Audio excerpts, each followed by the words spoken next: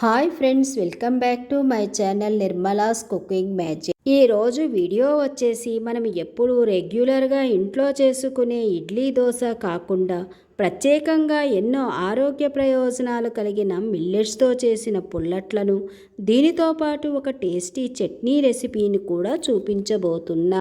ఈ మధ్యకాలంలో అందరూ హెల్త్ కాన్షియస్ అయి మార్నింగ్ ఏదైనా హెల్తీగా తీసుకుంటే రోజంతా హుషారుగా ఎనర్జెటిక్గా ఉండాలని అనుకుంటుంటారు.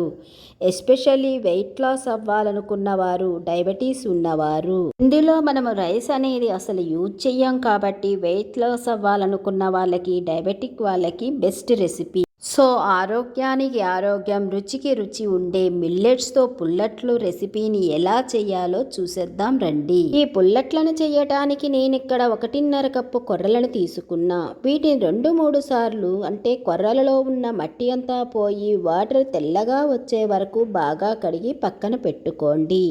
ఇప్పుడు ఒక బౌల్లోకి 3/4 కప్పు పలుచని అటుకులను తీసుకొని వీటిలో ఉన్న మట్టి అంతా పోయే వరకు కడుక్కోండి.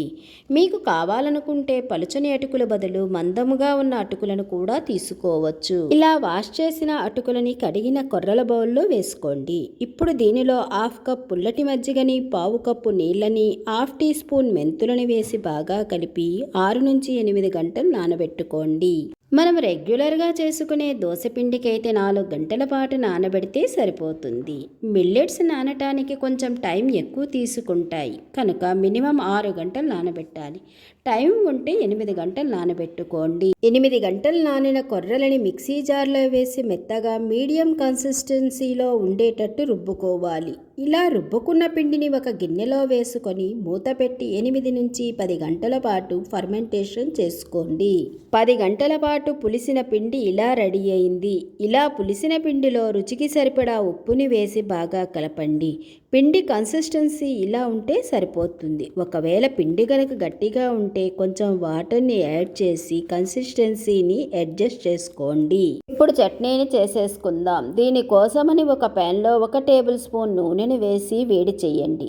ఇప్పుడు దీనిలోకి చిన్నగా కట్ చేసిన 3 టమోటాలను వేసి అవి మెత్తగా అయిన వరకు వేయించుకోండి. టమోటా ముక్కలు మెత్తగా అయినాక దీనిలోకి 5 వెల్లుల్లి రెబ్బలని, మీ కారమును బట్టి పచ్చిమిరపకాయలని, 1/2 టీ స్పూన్ జీలకర్రని, గుప్పెడు కొత్తిమీరని, గుప్పెడు పుదీనా ఆకులని వేసి 1 నిమిషం పాటు వేయించుకోండి.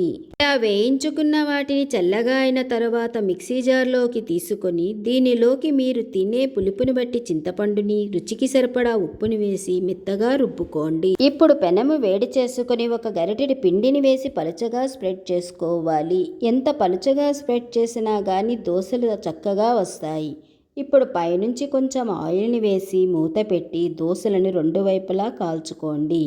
ఇదే విధముగా మిగిలిన పిండితో పుల్లట్లను వేసుకోండి. అంతేనండి, ఎంతో హెల్తీ అండ్ టేస్టీ అయిన మిల్లెట్స్తో చేసిన పుల్లట్లు రెడీ అయ్యాయి. రోజు తినే దోశలు బోరుగొట్టినా, హెల్తీగా రుచిగా తినాలనుకున్నా, వెయిట్ లాస్ అవ్వాలనుకున్నా ఈ దోశలను ట్రై చేయండి. మరి ఎందుకు ఆలస్యము, హెల్తీ ఈ మిల్లెట్ పుల్లట్లను మీరు కూడా ఒకసారి ట్రై చేసి మీకు ఎలా వచ్చిందో మాకు కామెంట్స్ ద్వారా తెలియచేయండి. ఈ వీడియో నచ్చినట్లయితే మీ ఫ్రెండ్స్కి, ఫ్యామిలీ మెంబర్స్కి షేర్ చేయండి. ఇలాంటి మరిన్ని రెసిపీస్ కోసం మన ఛానల్ని సబ్స్క్రైబ్ చేసుకోండి. Thank you.